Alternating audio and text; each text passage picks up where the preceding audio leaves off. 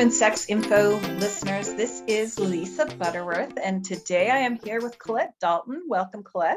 Thanks, Lisa. We have both introduced ourselves many times in previous episodes, so if you're wondering who we are, maybe look back a little bit, but we both work together. We're both therapists. We're both working at Symmetry Solutions. Is there anything you want to add to that, Colette? I think I'm good for today. Thanks.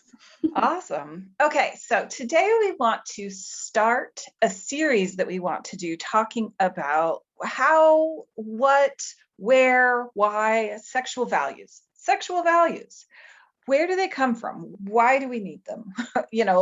How do we figure them out? I feel like this is a good thing for everybody to do, even if you are still like an active believing member of the church. It's a good thing to do with your kids, is to help them figure out what their sexual values are. I've actually read some really interesting research on that, like handing kids sexual values and saying, these are your sexual values is actually far less effective at changing behavior than walking through, well, what are your sexual values with kids and letting them, sort of like decide for themselves what their values are, which might sound scary to some people. Like, I don't want my kids to decide for themselves what their values are, but the truth is they're going to anyway, right? Like you can't actually make someone have values. Like people are going to pick their own. Right.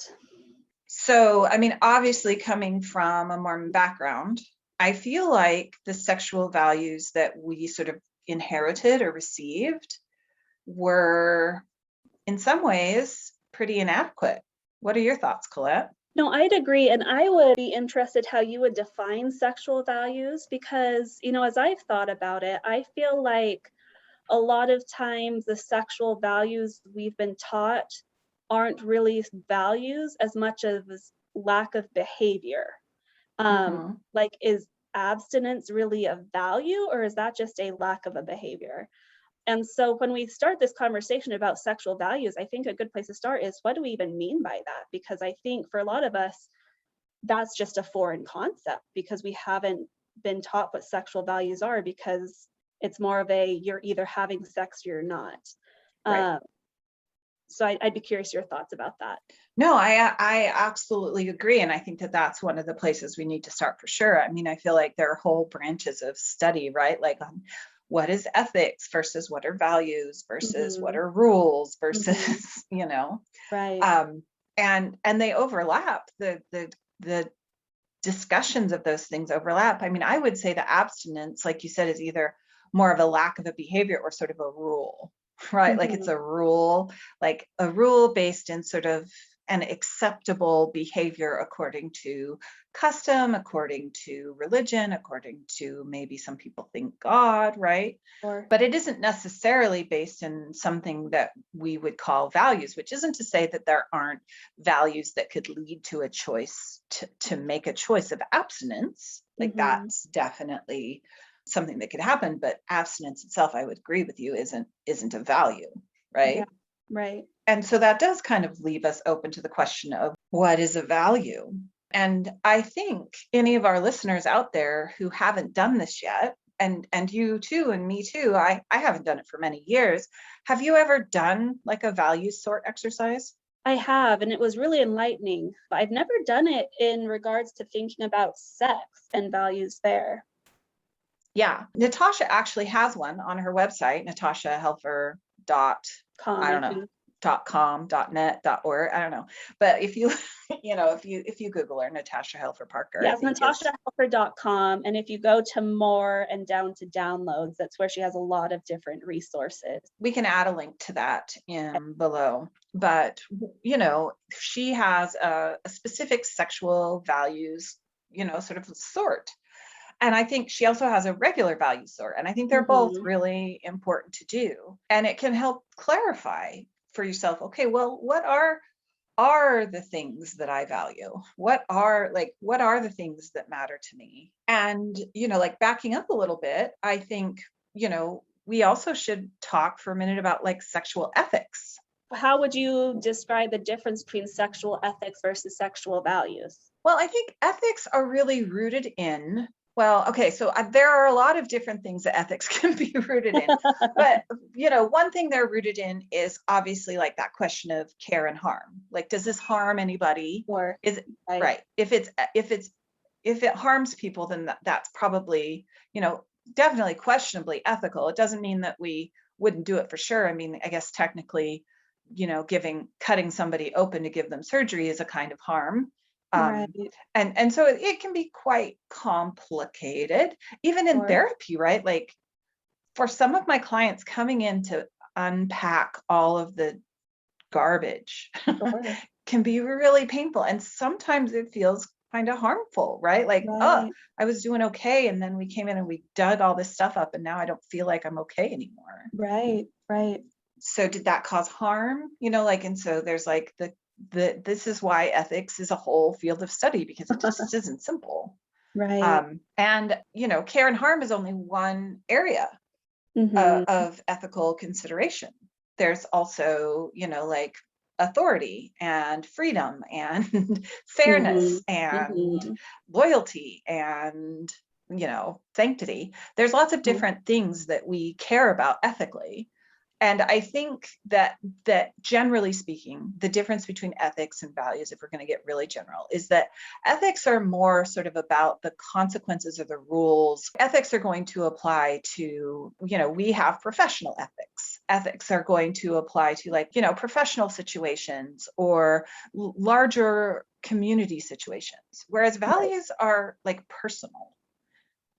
Values That are makes sense. about me and what I care about and what Sure. matters to me personally. And obviously we want to have a discussion about what's ethical in the midst of our values, because if you believe in freedom, obviously it still wouldn't be ethical to use your freedom to go murder a bunch of people. Mm-hmm. Right. And so they intersect. But I would say that for sure, like you might agree that like ethically there's a whole range of sexual behaviors that are ethical. Like I hear a lot of people say, well, as long as two adults agree to it, and Right. then who am I to judge? And Right. that's absolutely true. I mean, like ethically, like your values, your morals, or something like that, like you might not personally want to engage in some of those behaviors. Sure. And that would be more of a values question of like, even though ethically I consider that an ethical thing for them to do, Mm-hmm. based in my values, it isn't something I personally want to do. It could also be about taste, right? Like it's Mm-hmm. not necessarily have to be values that I don't want to do it. It could also Sure. just be like, it doesn't sound fun to me. Right. That makes Um, sense. right. And then there's a whole nother level of discussion, right? Like there's ethics, there's values, and then there's also like rules. Mm-hmm. What are the rules? And where did the rules come from, and who made the rules, and Mm-hmm. what's my belief about how the rules apply and who the rules apply to? And that's a big one, I think. Yeah. Yeah. And I know on this podcast before, people have discussed the 6 principles of sexual health, the consent, non-exploitative, protection from unwanted pregnancy and STIs, honesty, Shared shared values. values, and mutual pleasure. Mm-hmm. What would you put those under? Are those rules? Are those values? Are those ethics? I mean, I think they fit most squarely under the ethics, right? Okay, Like sure. that's sort of like a bunch of professionals sort of sat down and said, okay, well, where are the lines? And lots of people might have values that are in a different place according to those lines. And by the way, if anybody wants a deeper discussion about the 6 principles of sexual health, I think that Natasha interviewed Doug Braun Harvey, and I think that there are some in the archives that are Yeah. specifically about the 6 principles of sexual health. We could also do another podcast on that. I think that that's a really good place to start, right? Like if you're exploring what are my sexual values, I think starting with the 6 principles of sexual health is a really good place to sort of like explore, okay, here's sexual ethics, like Mm-hmm. a bunch of professionals in sexology sat down. Well, and I don't even know exactly how Doug Braun Harvey came up with this. I think he did just sort of sit down with a bunch of his cohort and they came up with these, and after much argument, right? Mm-hmm. It actually needs to be like researched and validated, and like it hasn't been yet, but I feel like it's still pretty solid and widely accepted in the community, even though it could definitely use some more research. But I think this is a really good place to start. And very few people, I think, argue with the 6 principles of sexual health. Like when you sit down and really explore them, they seem pretty universal. Yeah. And that is because people with different values and different life experiences sat down and really had to hash out, well, what are the universal things? What are the universal ethics that we can all agree on? Well, consent, not exploiting people, right? Like, right. Those are the types of things that we came up as being like the baseline. Yeah. But then those get really complicated too. Like consent it has been a super hot topic in sexuality for the last 10 years. Like even in, like the whole Me Too movement, right? Like bringing out this idea of, well, what is consent and how does it apply? And, what does that look like in situations where two people like each other? Do they really have to say, is it okay if I touch your every single time you want to touch something new? Right. And that's, I think, where your values might come in interpretation, right? Like your values are going to very much color how you interpret, certain ethical considerations. I mean, I think if you were to, like think about the types of things that your clients maybe come in, like ethical or moral or questions of like, why do I feel guilty? Or like, what are the values questions that come up with your clients that you hear? Well, I think one that jumps to mind a lot is talking with people about masturbation and pornography. Growing up in a high demand religion that says this is bad, don't do it. And then trying to figure out, do I actually believe this, is a big discussion I have with a lot of clients. I don't know if that's something you also see. I would assume so, working with similar populations, but. Oh, for sure. Yeah. Yeah, that's a big one. That's huge. I'm trying to think other ethical things that come up. Like I'm just thinking of specific clients. Like I had a client come in who she really, really wanted exactly what she'd been told her whole life to want, which was to get married and have children. And she was getting older. She was like 30. That's, not considered that much older outside of Mormon, but within Mormondom, being about 30 is older. Spinsterhood. Yes. And she didn't live in the Salt Lake area. She lived on the East Coast, where the population of choices members to choose from going to the singles ward wasn't resulting in a lot of dateable options, in her opinion. And, like what she came in to work through was, I have found that like, what I really want is to get married and have babies. And there are a lot of men out there who would be interested in marrying me and have babies, but most of them aren't Mormon. And if I date them long enough in order to find out if they want to marry me and have babies with me, chances are they're going to expect sex. Yeah. Like there aren't a lot of men out there who are willing to date somebody long enough to know if they want to get married and not have sex with them. Right. And so like her values conflict was that like, on the one hand, I've been told my whole life to save myself for marriage. On the other hand, like, given this context that I'm in, I don't know that I can get married and save myself for marriage. Yeah. Right. Right. Like that's a values conflict. I mean, obviously, there are the values conflicts for LGBTQ plus folks around sexuality. Why didn't that one jump to mind for me? Right. Maybe describe how you experience that, or how your clients experience it. I can talk about how I experience it. And I guess I hadn't really thought too much about the sexual values part of it. It was just a general values conflict. One of the first times I did the values exercise, I realized that my top 3 that I came up with were love, belonging, and like security, safety.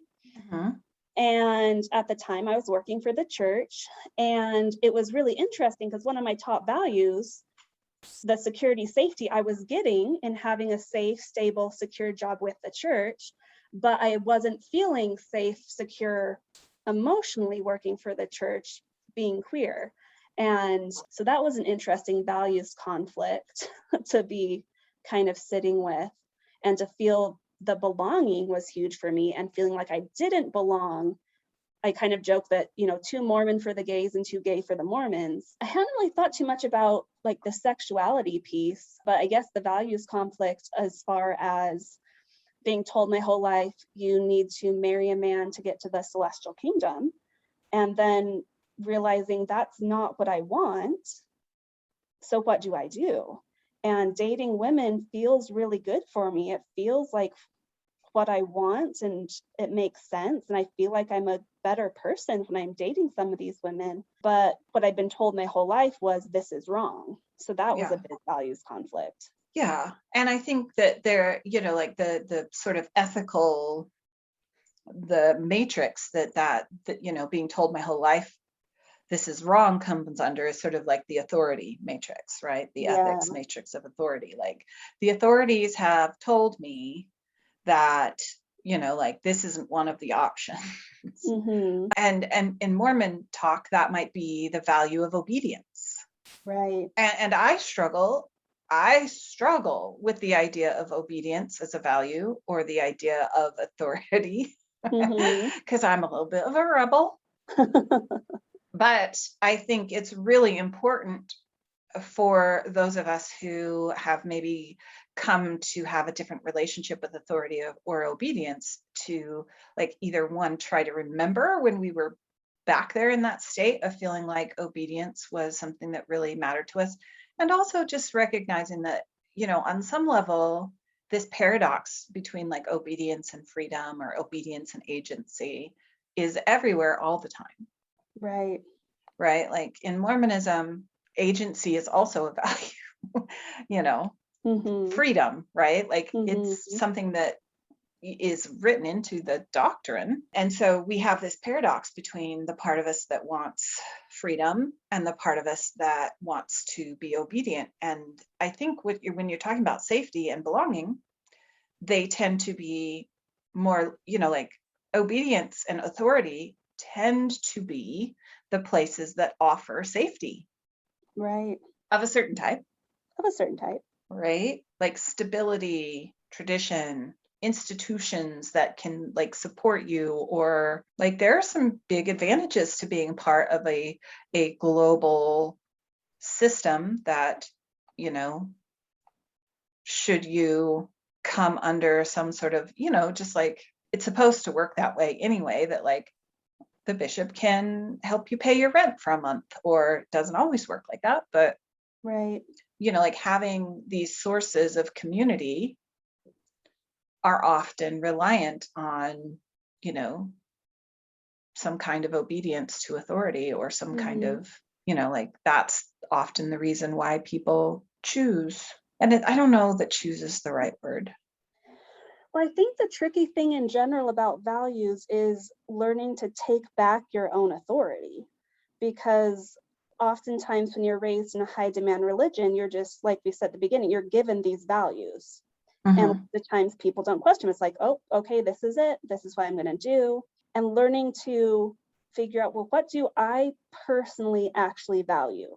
Do I value getting married to someone of the opposite gender and waiting until marriage to have any sort of sexual contact?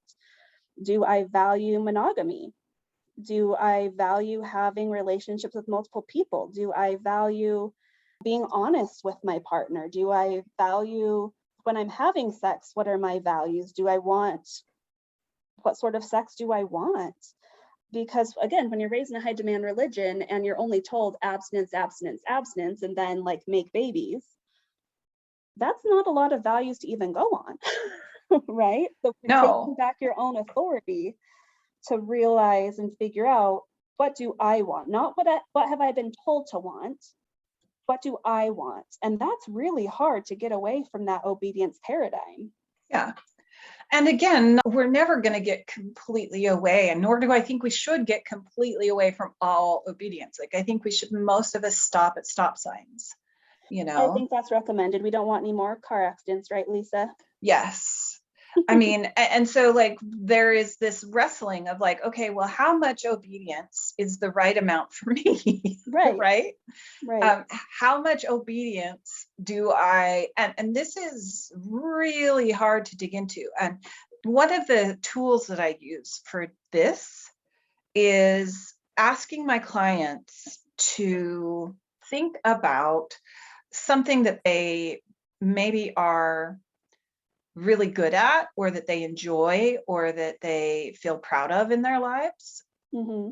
Imagining, okay, so because I feel like if you've been, some people, this is taking back your own authority is just not that hard, right? Like, but for some people, it's really hard. If you're one of those people that was always sort of like, well, yeah, I mean, they told me to do that, but it didn't fit for me. So I just didn't do that. Well, then great for you, right? Like you took Mm-hmm. back your authority a long time ago. That's wonderful. Mm-hmm. But I think for people who like really don't know how to get to a place of like, one of the ones that a lot of people struggle with is sort of like the negative self-talk, or the feeling guilty for things that they don't, like, or feeling ashamed of things that they don't actually even agree with anymore. And so I will often tell my clients, well, think of something that you're really proud of, or that you really care about. So maybe you're really proud of the socks you knit every December for your Mm-hmm. grandkids. Or maybe you're really proud of your golf swing that you have just perfected. And let's imagine that somebody in authority comes along, like a knitting guru or a golf guru comes along and points at you and is like, you should just stop even trying. You're a complete loser. This work that you're proud of is just trash. I can't believe you even showed up. Like, not giving like a helpful critique, but just being like cruel and dismissive. How, like, what is there a part of you that rises up to meet that and say like, oh no, no, no, no, no, no, no, no, no. Like, does it rise up in anger? Like, how does that Mm-hmm. rise up for you? Like, if somebody is diminishing you in some way, or dismissing something that you value in some way, that part of you that rises up and is like, nope, that's not right. You can't treat me that way. Mm-hmm. I'm not okay with that, right? Mm-hmm. Often shows up as anger, which is another thing that we're pretty uncomfortable with in our culture, Right. right? That is a really useful sort of like thought practice. Thought experiment. Thank you. Thought Yep. experiment. Got you. To sort of like think through, when and where does that piece of me that objects, even when a person in authority comes, and like, even when, like, sure, there is partly a part of you that will like shrink away and want to go crawl in a hole. But there's another part of you that rises up and says, wait a second, that's not fair. That's not true. That's not okay. That's not how you should treat people. I don't believe in that. Like, whatever, however it arrives for you, that piece of you understands your values. Yeah. In a way. Right? Yeah, but I think that can be hard to remember and trust when a lot of times, and I feel like culturally people are kind of told to not trust your own authority. Like, if your answer you get from the Holy Ghost or your feelings are different than what the church teaches, they're wrong. Yeah. And so I know I experienced that. And so that's hard to, learn to trust your own values that way when you've been told your whole life, if it's different than what we've told you it is, it's wrong. Yeah. And I think of this as sort of, like gaslighting to an extreme, right? Like, we never really asked you what your values were. We just told you what they were. And then we told you that you'd be bad if you didn't agree with us. And then we told you it so many times that it started to feel true to you, even though deep down there's another part of you that's like, nah, right? And this is where, like, on the one hand, you just have to kind of like sit down with your best self and figure out what your values are. And they might change over time. That's also confusing, right? Like something that maybe you valued a lot 10 years ago, you might not value it so much now. And something that you value now, you might not value so much in 10 years. And that can be hard because we want to kind of feel like our values are, but they shift, you know, like you might not need safety as a value so much 10 years from now. Right. Whereas, you know, right now you really need that as a value. Mm-hmm. I mean, I think there are certain ones that are rooted in like basic needs like love that probably aren't going to change very much. Yeah. And safety is rooted in a basic need too, but like it's going to get prioritized more as a value. Mm-hmm. The more that your safety needs aren't being met. Yeah. Right. You know, like I'm a redhead. You might not know this on this podcast, but the example I give of this is like if my whole life I had been told that I'm a blonde, despite all evidence to the contrary of how I see myself and what I see when I look in the mirror. If everybody around me or 90% of the people around me are saying, no, you're a blonde, right? Like I'm going to feel a little bit crazy that I think I'm a redhead. Yeah. But deep down inside, I'm going to have some part of me that agrees that I'm a redhead, that knows I'm a redhead, right? And so that confusing place of like, am I blonde? Am I a redhead? Everyone around me tells me I'm blonde, that I should be blonde, that being blonde is the best. But I have this other part of me that is like, nah, I don't think I'm a blonde, right? And so this is where like that struggle comes in, because you're going to have this dissonance, this cognitive dissonance where something you're being told doesn't sit right with something that you feel instinctively, or the way you perceive it, or the way you see yourself, or the way you want to move through the world with your values. You're going to have this cognitive dissonance.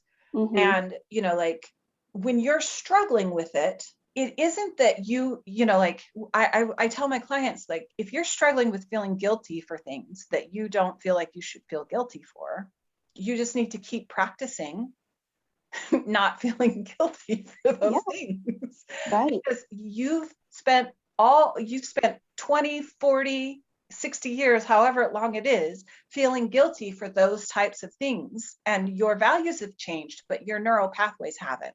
And so your neural pathways are going to continue to show up in those moments feeling guilty for stuff that you don't think, that aren't in line with your values. It's not in line with your values to feel guilty for that. And yet you do. And so, yes, your neural pathways are going to show up feeling guilty. But as long as you are in line with your deeper self, that's going to come, that practice is going to, because I think people are afraid, right? Like people are afraid that like, what if I really am blonde? Right. What if I really am blonde and I am being a bad human being by denying that I'm blonde? Right? And the truth is you just have to kind of go, have to just trust yourself that like you actually, and you know, like if your values are love and safety, why shouldn't you why shouldn't you honor that? Right? And so, you know, like you might get like those twinges of like, wait, am I blonde? Should I be thinking I'm blonde? Because your brain is in that neural pathway that you've been trained in your whole life.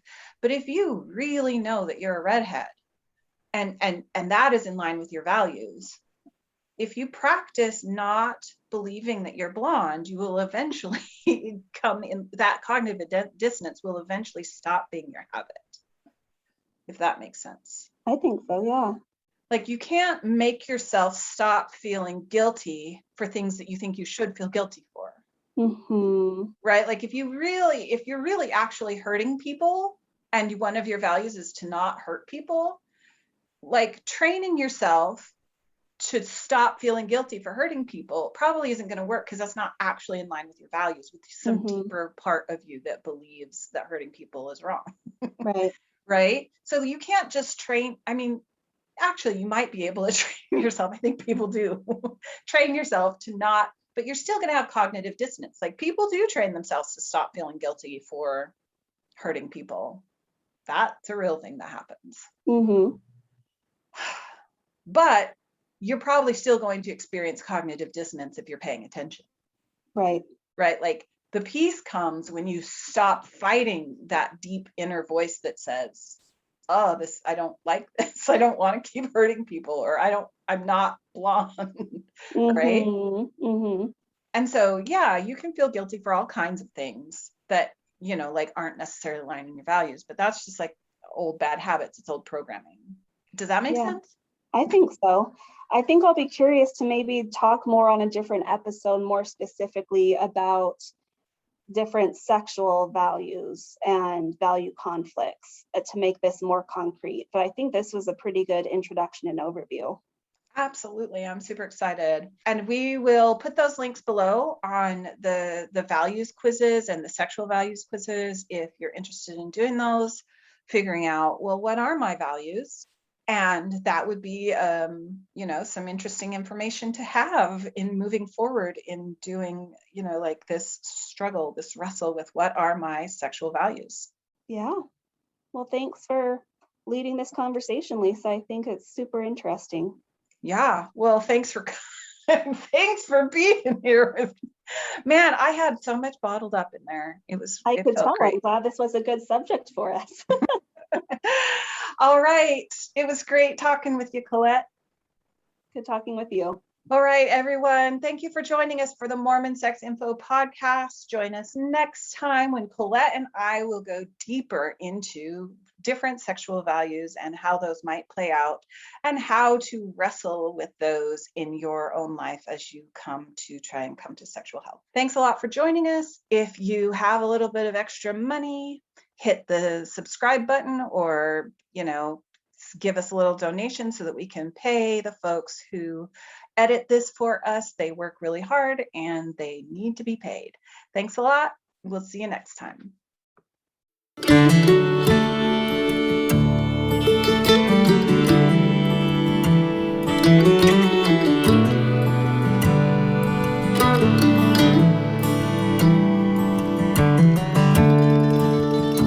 We took the long road home, turned minutes into miles, and as the evening traveled on, the sunset bathed your smile. We stopped beneath the desert stars, wrapped in each other's arms. Was as simple as I love you, an ordinary, extraordinary truth.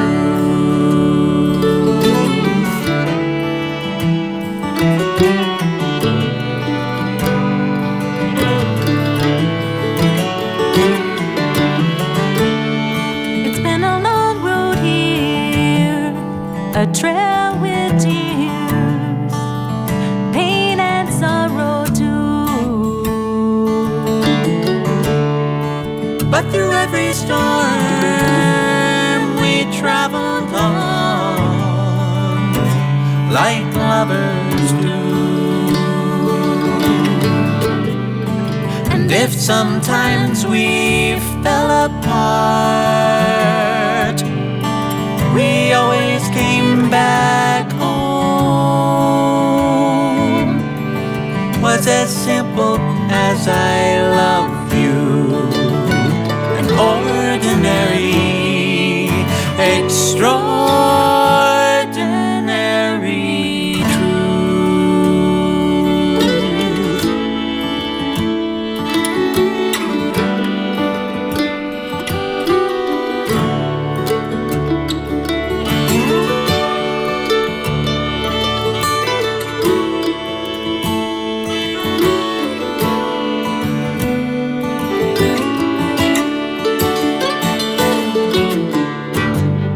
Some people say love is blind and forever is too long. But I see your eyes in every sign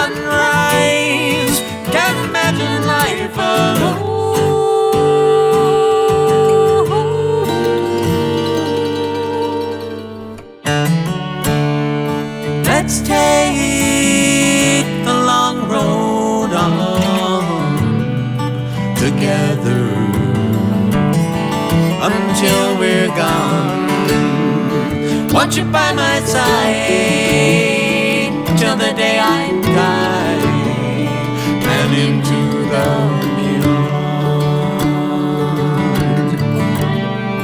It's as simple as our love is. That's how I wanna go, all wrapped up in the arms of our extraordinary, it's nothing ordinary love.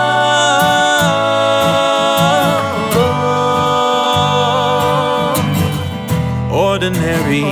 No, it's extraordinary.